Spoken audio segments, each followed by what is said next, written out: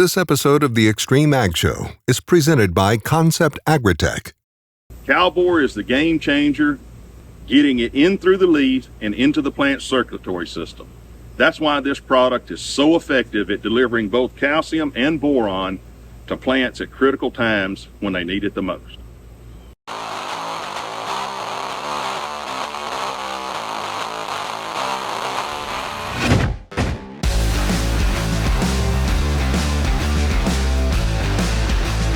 What's normal for our area, it's not normal for the United States, probably.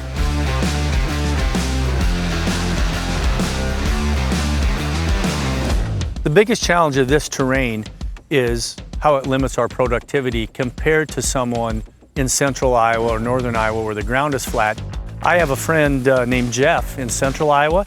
He figures on harvesting 200 acres a day with one combine.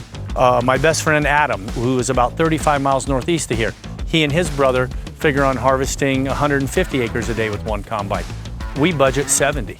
You know, I have to own 3 combines to do what Jeff does with one, or I have to own 2 combines to do what Adam and Levi do with one. And that comes with an added expense, but to be as productive as we need to be, that's what we have to do. And it takes an experienced operator to be able to crawl around these hills. It isn't that you can put 1,000 bushel on the grain cart and just drive up every hill. It isn't that you can put 1,000 bushel on the grain cart and drive around every hill. You could tip over. I mean, there's a certain amount of risk to it. Richie and my brother-in-law Corey and my oldest son Vern are in the combines. They've grown up here, been there their whole life, so it's a second nature to them. But you couldn't just take somebody and do this. You know, when Chad and Temple and Matt have visited, they're just amazed at how we do this. Yeah, you get in these hills and it's kind of a whole different ball game. Anybody can farm a flat postage stamp piece of ground, but this here requires a little bit of thinking and planning. Out here in these hills, I mean, it's tough to communicate even to people who have been around farming their whole lives how different it is. I'm gonna have to combine the corn one way because I can't pull the hill the other way, or I've got to back out and dump with only half a hopper on because that weight is too much to get over that hill. And I'm gonna go to the grain cart on the ridge because if I put that second dump on him where he's at, he's not gonna get out of there. I mean, there's just so many different kinds of things you gotta think about that are really gonna limit your productivity. It's harder on the machine, it's harder on the guy. There's a lot going on out here that makes it different than just a flat spot out in North Dakota or something.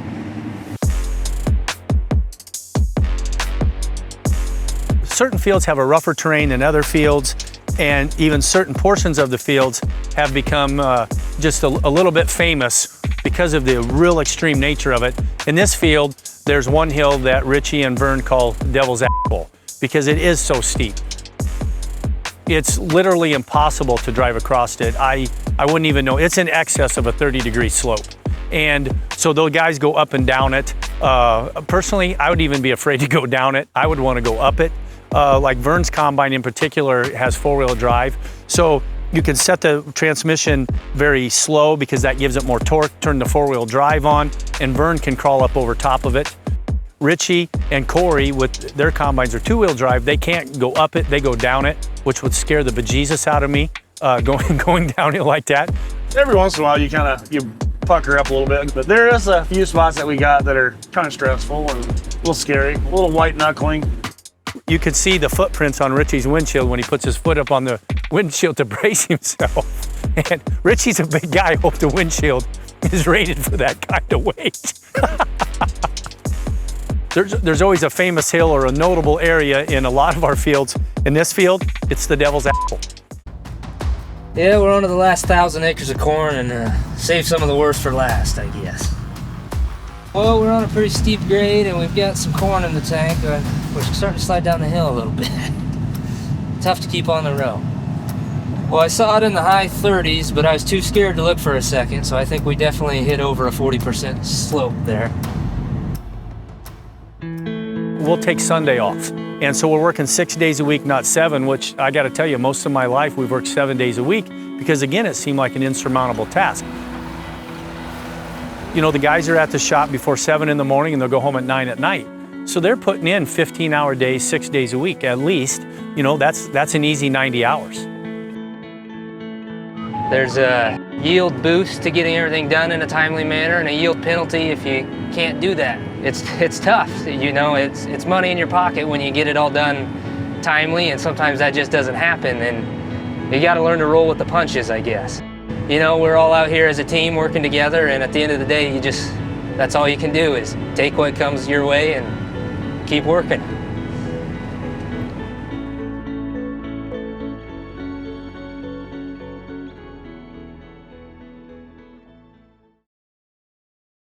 Amino Grow is an exciting new product put out by Concept AgriTek. What we've seen is an increase in fruiting sites as well as branching, and this has equated to yield.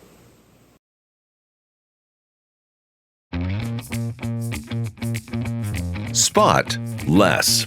Introducing the cleanup for tar spot, gray leaf spot, southern rust, and more.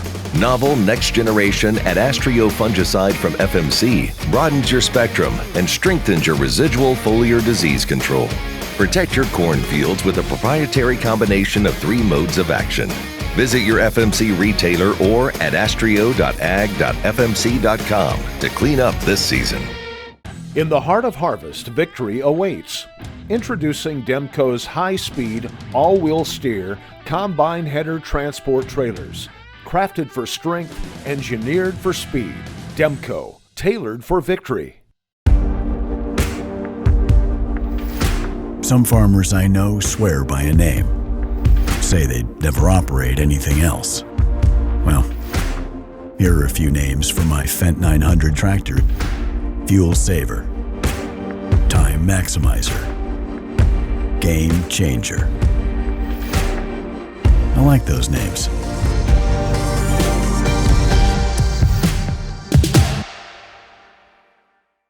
BioHealth is a product by Concept AgriTek made up of a consortium of beneficial biology that actually colonize the plant and boost the plant's immune system from the inside.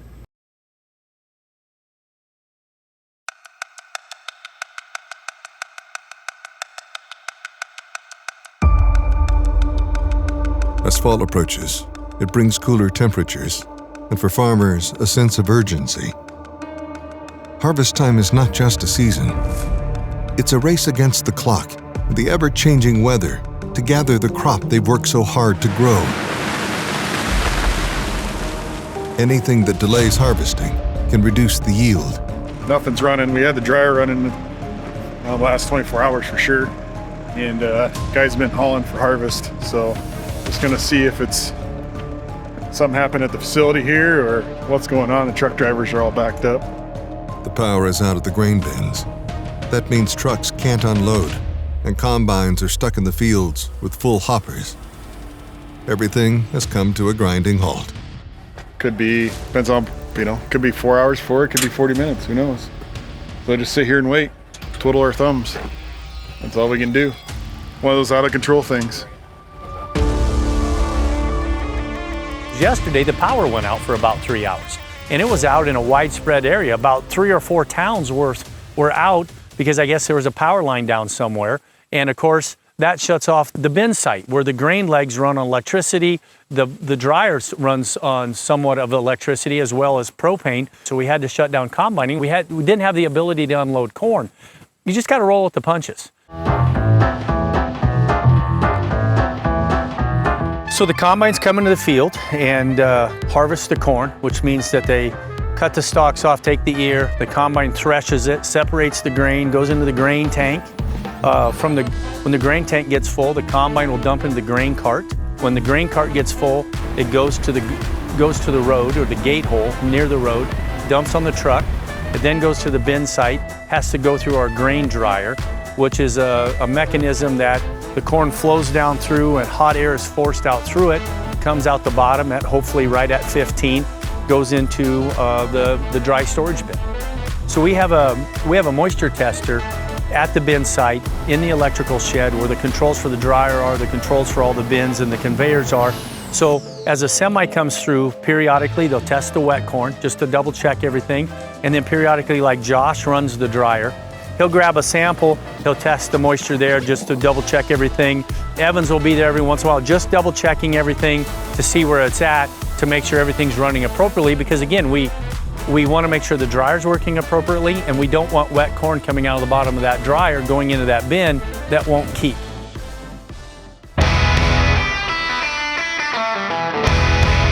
We want to harvest the corn between 20 and 25 ideally. Sometimes we want to harvest it even up to 28% moisture. But industry standards, what a bushel of corn is figured upon is say 15 or sometimes 15.5% moisture. And to get it to keep in the bin, we need it to be below 18.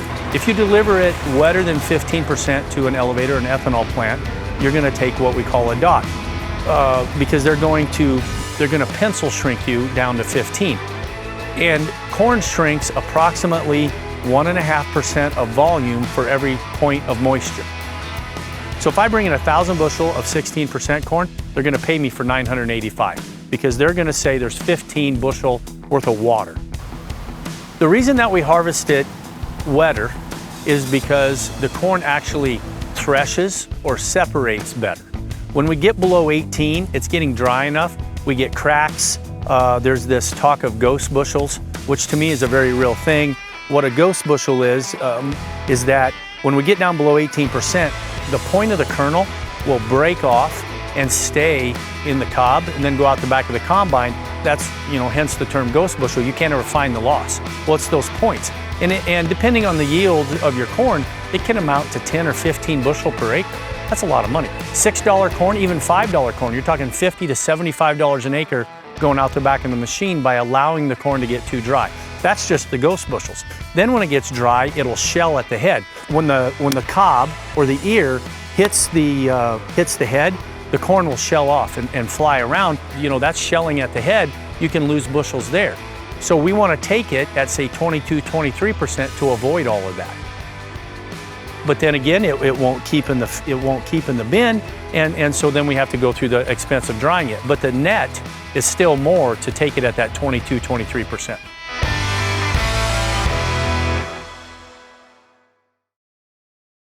Adding Raytheon into your in-fur application or even an over-the-top application, ground V3, V4, can do wonders in helping that plant navigate tough soil conditions as far as nutrient tie-up is concerned. Control the toughest weeds with overlapping residuals. Lock in the longest-lasting control for your soybean fields. Authority brand herbicides such as Authority Edge herbicide and Authority Supreme herbicide combine the industry's most effective Group 14 and 15 active ingredients for a clean start and long-lasting residual control. Following up 14 to 28 days later with a post-application of Anthem Max herbicide through V6 establishes a heavy-duty, economical overlapping residual program. Claims are good and all, but I'm more interested in results. My Fendt Momentum planter delivers them. The only planter with automatic tire pressure adjustments, weight transfer across its frame, and inline center tandem wheels that eliminate pinch rows. It's just another way I know Fendt's got my bottom line top of mind.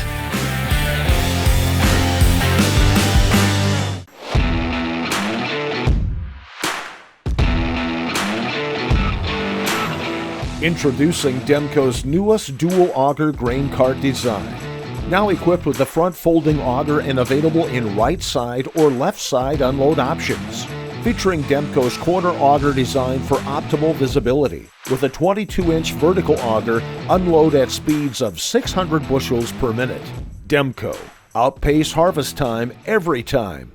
Sweet Success has been in the product lineup of Concept AgriTek for a while. We've seen it do a lot of things that you wouldn't think a blackstrap molasses product would do. Anytime you can increase the bricks content of your plant, the more healthy it's going to be.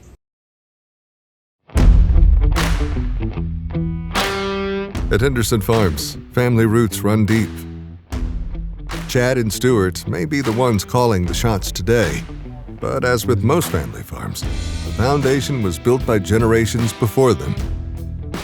For that, Chad has his father to thank, Mike Henderson. How would I describe my dad? How would somebody else describe my dad? Like, that's a great question. Well, I'm Mike Henderson. I've farmed for 53 years now, I think it is. So we're fifth generation farm. What do I admire most about my dad? Patience. Man, that sucker has a patience of Job. I'm telling you. If you didn't farm cotton, it's hard to make a living in the South here. And so we did grow a little cotton. We had cotton, corn, soybeans. Back in those days, I came up pulling a pick sack. We picked cotton. We'd get a lot of people.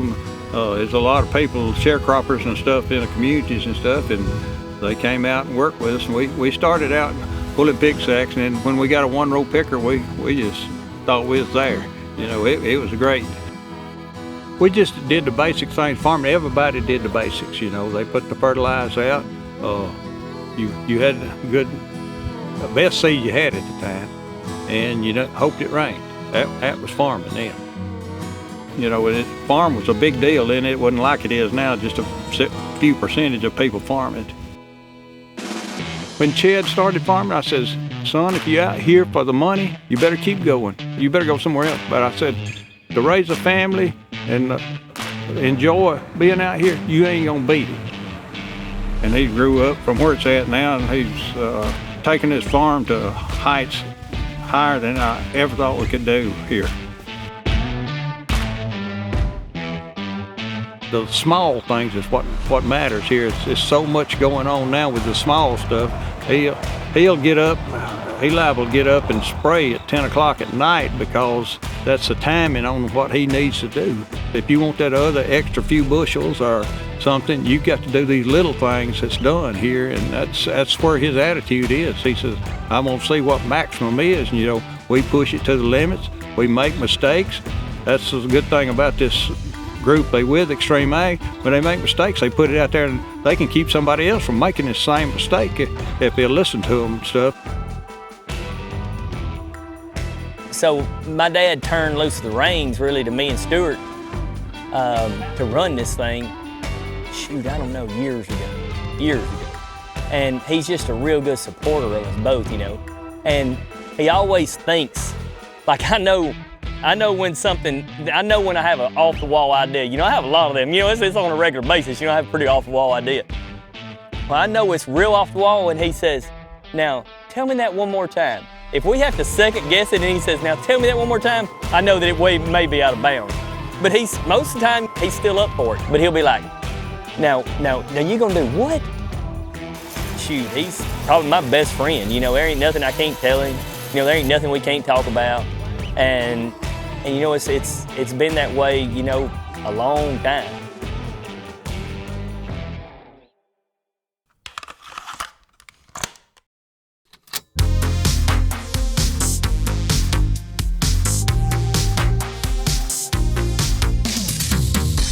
It's hard times in the 80s when we had some of those presidents. A peanut farmer from Georgia, he liked to put us out of business, and I thought we had a good man there. I voted for it.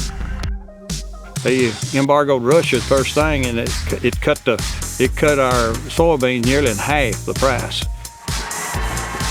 Thank you. And it was an auction every day for our auctioneer around here. Okay, the crutch that I have is because my daddy and my granddaddy went through the 80s. Dad talks about $3, working $3 a day.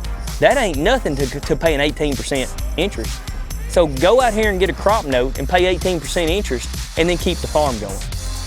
They kept it going, and we was able to build equity after that, and so that lets me do what I do. If I didn't do what I do, and I just sit here and rode their coattails on, oh man, they built this farm, and so I'm gonna hang out, and I'm gonna keep going, and like life's good, then I feel like we, when I say we, me, Stuart, Jackson, would be doing injustice to my granddaddy and my daddy for the troubles and the hard times they went through to not take a farm to another level.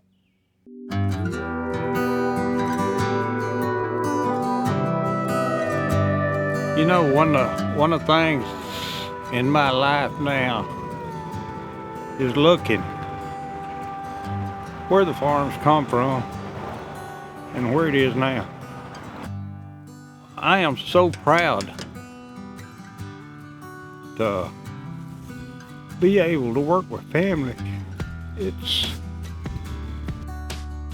you know, as looking at Stuart, Chad, and Jackson as they've grown up and me being their mentor, I look at the passion they are developing too, and it makes me proud. So to have the admiration to somebody that is your role model, you know, it means a lot. You know, it means a lot to know that we're on the right track. All the way until I said, this is what I'm thinking. He says, run that by me again. You're on the right track until you ain't. You know, you got it till you don't.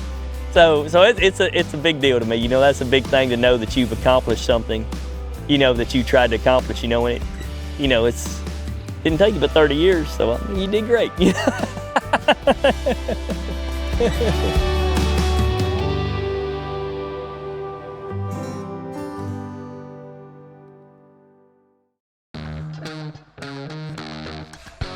Go long for season-long foliar disease protection that starts at plant. Active ingredient flutriafol moves through your corn plants as they grow for inside-out protection from roots to tassel. A single at-plant application provides comparable performance in corn yield protection to that of VTR1 foliar fungicides against diseases like gray leaf spot, northern corn leaf blight, common rust, and more.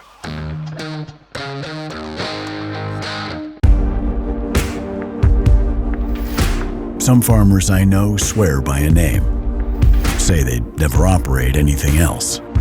Well, here are a few names for my Fendt 900 tractor.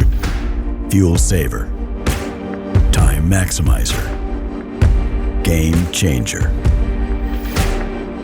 I like those names.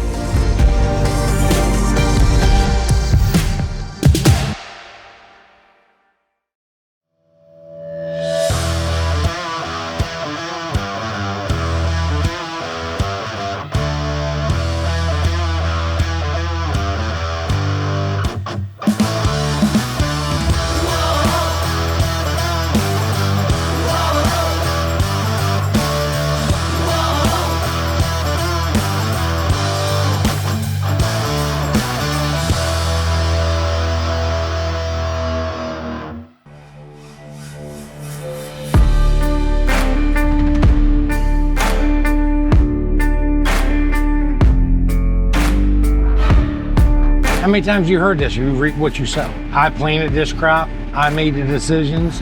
It is what we grew. And we took our knowledge and we are reaping what we sow, literally.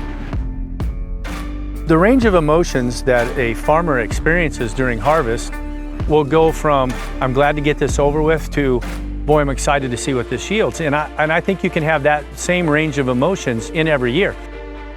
I'm excited to see what the yields are. I'm excited to see the XtremeAg trials and what worked and didn't work to take it into next season. I'm excited to take the contest yields for NCGA to see how good we did on those research acres. You know, again, that's part of the trials. It gets taxing sometimes, the amount of trials that we do, but you can't stay stagnant. If you stay stagnant, you're gonna stay stagnant in yields or efficiency. It don't always have to be yields, it can be efficiency. So instead of testing an input, we may be testing a new piece of machinery. And so it's always constantly something going on. I really enjoy like the trials. Like as much as they're a pain and they're a real, like I literally lose my sometimes, but when you get done at the end of the year and you compile that data, and that's a whole nother harvest for me because you're actually harvesting your data. And I feel like every year we're getting better and better and better. Remember one thing, farmers only get a chance to grow somewhere between 47 and 52 crops in their lifetime. How many times do you want to mess that up? The thing about our farm is we're always continually changing something. You know, our grower standard practice, it's different today than it was 2 years ago. Different today than it was last year. It may change during this year. We may have 2 or 3 different grower standard practices. So there's nothing ever is stagnated. There's always something changing all the time.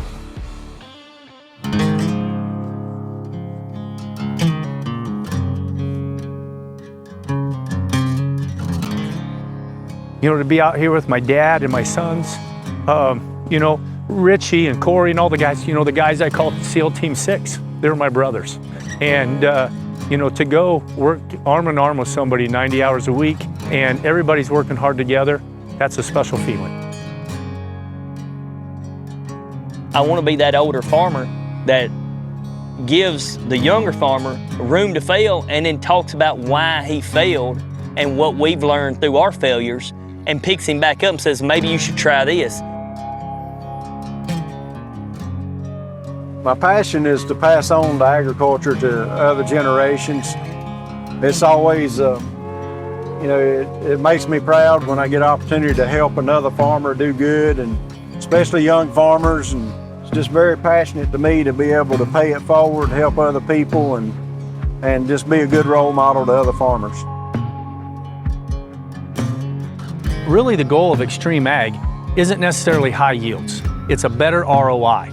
And when you can balance the soil and raise more with less, that's a better ROI and that's sustainable. It's not about how many products you can put out, because we'd just soon be able to plant seed and be done with it, but it's about the ROI and pushing that yield up. And at XtremeAg, that's what we're trying to do, is improve your ROI. We're trying to educate ourselves how to break the next yield barrier and go higher to make more money. And then we can all bounce stuff off, and it's powerful. It's powerful what we got right there. And it helps all of us grow together. Not very often are farmers painted as the good guys. And I feel like environmentally now, and with the carbon movement and soil health initiative, we are being painted as the good guys. And I want to be an advocate for that. I'm glad to be on this path with these guys. I can't wait to see what the future brings. It's a lot of fun and it's exciting. I've learned a lot from the other guys all around the country, and I bring that here to the Iowa soils, and it's a real game changer. And that's what farmers are. We're positive in this. We get our teeth kicked in this year, and we come back again for more next year, because we're looking at the greater of what we're trying to do in life. We're looking at the things we're trying to do for our country. We're looking at the things we're doing to make a living. Like, to make a living here and to be around family and to keep something going that's bigger than you. That's what it's all about.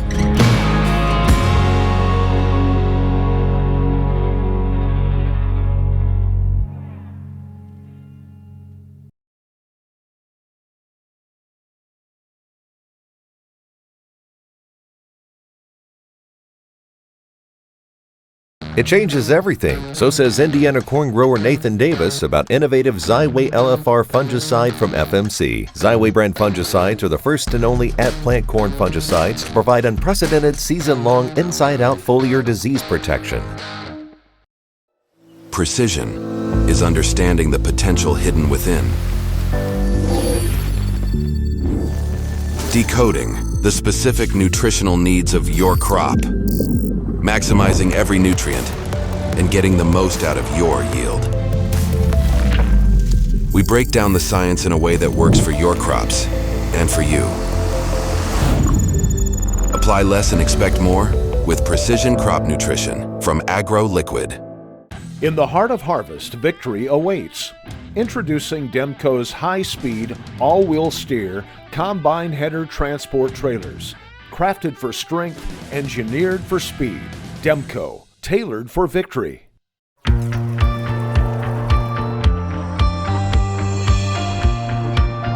Silicon, that's one people probably have no idea that it's a phytonutrient. I mean, really, I didn't until about 4 years ago really even think about it. And it's kind of interesting to look at silicon. It's the second most abundant element in the planet behind oxygen. So it's kind of like, oh wow, that's something to think about. And so when you think about that and you're like, well, silicon, what's it do with the plant? So the more I've learned about it, it's really two things that stand out to me with silicon that are important. One is structure. It's really all structure in the plant. Cell wall formation, it's key in those pieces. And that ties into the plant defense system. So it helps if we got a good sturdy house, so to speak, good exterior walls and all that stuff, it can handle more issues, more things hitting it. It also helps with plants' just natural defense system, being a part of that natural enzyme process. So it is a kind of a new, cool element. A few people have been talking about it in the last couple of years as an actual fertilizer element. The only time we're worried about silicone in the plant is when the silic acid in the soil isn't available to the plant. It's the main source where it gets its silicon is through that process. So there's applications a person can make to help build that up.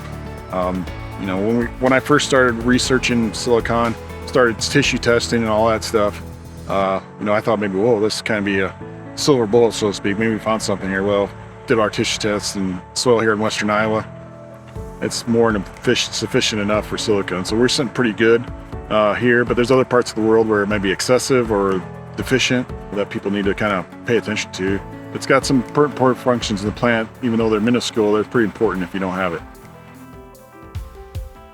When I started researching silicon, you know, a few years ago, I was like, might be deficient or might be something. So the only real thing that jumped out to me and doing some research was tissue sampling. There's certain labs that'll tissue test for silicon. Like a farmer's probably thinking, silicon, what the heck's that, you know? There's a lot of other things silicon's used for in the world, but it is important to plant, and I'd recommend them taking a look at tissue testing with the silicon element in there and just see, because it does have some important functions in the plant, and maybe it's something you're deficient on you're not seeing, so you need to measure it. You know, for us, I thought it was going to be. Then we measured it with the tissue testing. We're like, oh, okay, we're fine. So that's one thing I could take off the list, be like, okay, we're on to the next thing. So kind of an unknown element, but it's got a lot of value in it.